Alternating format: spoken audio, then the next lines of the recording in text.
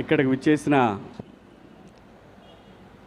బండ్ల గణేష్ గారి మిత్రులకు, షాద్ నగర్ ప్రజలకు, ఆయన శ్రేయోభిలాషులకు అందరికీ పేరు పేరున నమస్కారాలండి.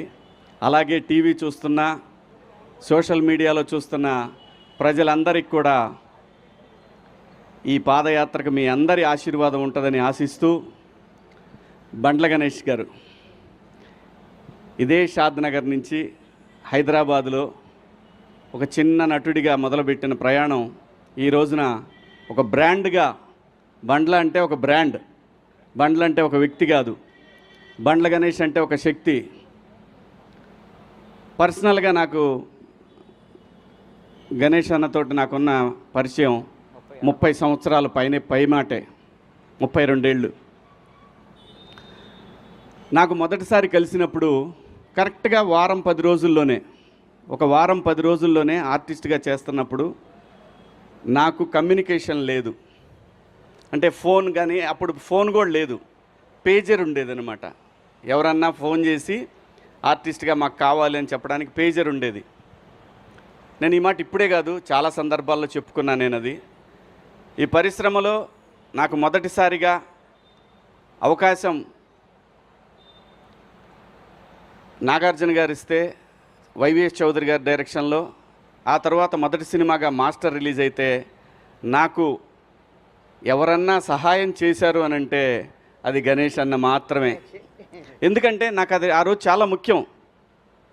మనకి టెలిఫోన్ ట్రంక్ కాల్స్ ఇలాంటివి ఉన్నప్పుడు ఒక ఇంపార్టెంట్ విషయాన్ని చెప్పాలి అన్నప్పుడు గంటలు, రోజులు తరబడి జరిగేది. అలాంటిది ఆ రోజు నా కమ్యూనికేషన్ అనేది, అప్పుడు అది ఎంత కాస్ట్ కూడా తెలుసా మీకు? అది 4,000-5,000 ఉండేది. అది రే శివ ఇది ఉంచుకోరా, ఎందుకంటే రూములకు రెంట్లు కట్టడానికి కూడా డబ్బులు ఉంటాయి కాదు, తనకు తెలుసు. సో అలా మా ఇద్దరి మొదలైన పరిచయం.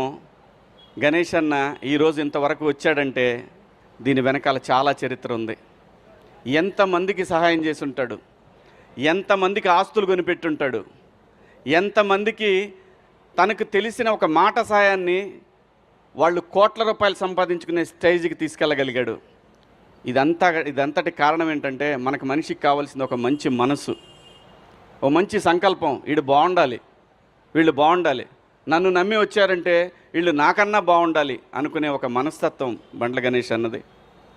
అలాగే చంద్రబాబు గారి విషయంలో అసలు పార్టీలతో సంబంధం లేదు. గణేష్ అన్న అందరవాడు. స్వతహాగా తన కాంగ్రెస్ అభిమాని చెప్పి ముందు నుంచి ఆయన చెప్పాడు, అది మనందరం చూసాం. ఇప్పుడు చెప్తాడు, రేపు చెప్తాడు. మాట మార్చే రకం కూడా కాదు. ఒకవేళ తప్పు చేస్తే లేదు లేబ్బాయి పొరపాటు అయిపోయిందని చెప్పే రకం. అది ఎవరికి ఉంటుందంటే ఒక నిజాయితీపరుడికి మాత్రమే అటువంటి లక్షణం ఉంటుంది. తప్పు జరిగినప్పుడు క్షమాపణ చెప్పడం తప్పు కాదు, పొరపాటు జరిగినప్పుడు నేను మన్నించండి అంటాం తప్పు కాదు. అలాంటి ఒక మంచి మనిషి అంటే బండ్ల గణేష్ గారు. ఏదో ఇప్పుడు చంద్రబాబు గారు ఎందుకు అనుకోవాలి అసలు చంద్రబాబు నాయుడు గారి గురించి? ఆయనకి చంద్రబాబు నాయుడు గారు చేసింది ఏముంది? ఏమీ లేదు. కానీ సమాజానికి చేసిన దాన్ని తన గుండెల మీదకి తీసుకొని ఇన్ని కోట్ల మందికి జీవితాలను ఇచ్చిన మహాన్ మనిషి జైల్లో ఉండటం ఏంటనేది ఆయన మనసులో పడింది. ఆ రోజున పడి ఒక ఏదైతే మనకి కృష్ణా గోదావరి నదులు ఒక చిన్న డ్రాప్తోనే మొదలవుతాయి, అలాంటి ఒక డ్రాపు ఒక మహా ఉద్యమంగా మార్చగలిగాడు. ఆ మహా ఉద్యమమే ఆ నాయకుడు చంద్రబాబు గారు బయటికి రావడానికి అంతమంది జనాలు, అన్ని కోట్ల మంది జనాల యొక్క ఒక వైబ్రేషన్ ఆయన బయటికి రావడానికి కారణమైంది.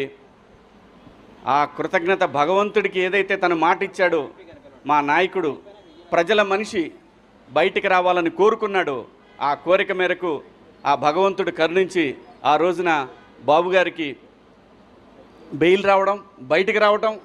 ఆ తర్వాత ఏం జరిగిందో మీరు అందరూ చూశారు. మరి ఊరికే మాటలంటాం అందరికీ సాధ్యమే, ఎవరైనా అనొచ్చు ఒక మాట. కానీ తన అన్న మాట ప్రకారం ఈ రోజున షాద్ నగర్ నుంచి, అంటే తనకి ఏదైతే తన జీవితం మొదలైన ఈ ప్లేస్ నుంచి వెంకన్న దగ్గరికి మొదలుపెట్టాడు ఈ ప్రయాణం.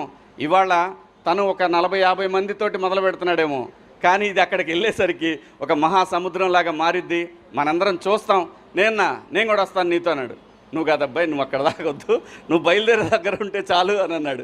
ఎందుకంటే ఇది తను చేసేది దేని గురించి? తనకేం లాభం లేదు, దీంట్లో తనకు వచ్చేది లేదు. డైరెక్ట్గా నా ఇక్కడి నుంచి బస్కి వెళ్ళిపోయి శుభ్రంగా ఫ్లైట్కి వెళ్ళిపోయి దర్శనం చేసుకొని రావచ్చు. ఈజీ, చాలా ఈజీ. మాట ఇచ్చాడు, భగవంతుడి దగ్గరికి వెళ్ళాడు, దండం పెట్టుకున్నాడు, థ్యాంక్స్ చెప్పాడు, ఇది ఓకే. కానీ అలా కాదు. తను ఏదైతే అనుకున్నాడో అనుకున్న మాటని మాట మీద నిలబడాలి అనేది ఒక సంకల్పం ఏదైతే ఉంటుందో ఆ మనిషి ఇప్పుడు మనం చూస్తున్న ఈ బండ్ల గణేష్ గారు ఇంకా ఎక్కడో చూస్తాం, మనం ఇంకా వేరే లెవెల్లో చూస్తాం. ఏ మనిషికైనా అంతేనండి, నాట్ ఓన్లీ బండ్ల గణేష్ గారు, ఎవరైనా సరే ఇక్కడ నిజాయితీ ఉండాలి. ఇక్కడ నిజాయితీ ఉంటే నేచర్ మనతో వస్తుంది, సమాజం మనతో వస్తుంది. అలా గణేష్ అన్న ఈరోజు మొదలుపెట్టినటువంటి ఈ ప్రయాణం మనం చివరి వరకు కూడా వెంకన్న తోడుగా యావత్ 2 రాష్ట్రాల తెలుగు ప్రజలు ప్రపంచంలో ఎక్కడైతే ప్రపంచవ్యాప్తంగా ఒక ఉద్యమాన్ని క్రియేట్ చేయగలిగాడో ఆ రోజున ఆ ప్రపంచవ్యాప్తంగా ఉన్న తెలుగు ప్రజలందరి ఆశీస్సులు గణేష్ అన్నకు ఉంటాయి. మా అందరి అభిమానంతో ఆయన ఎటువంటి అడ్డంకులు లేకుండా స్వామివారి దగ్గరికి ప్రయాణిస్తాడు. స్వామివారి దర్శనం రోజున ఖచ్చితంగా ఎక్కడున్నా సరే నన్ను కూడా భగవంతుడు అక్కడ దాకా తీసుకెళ్లాలని కోరుకుంటున్నాను. ఖచ్చితంగా గణేష్ అన్న థ్యాంక్ యూ. నీ మంచి మనసు, నీ నిజాయితీయే నిన్ను నడిపిస్తూ ఉంది.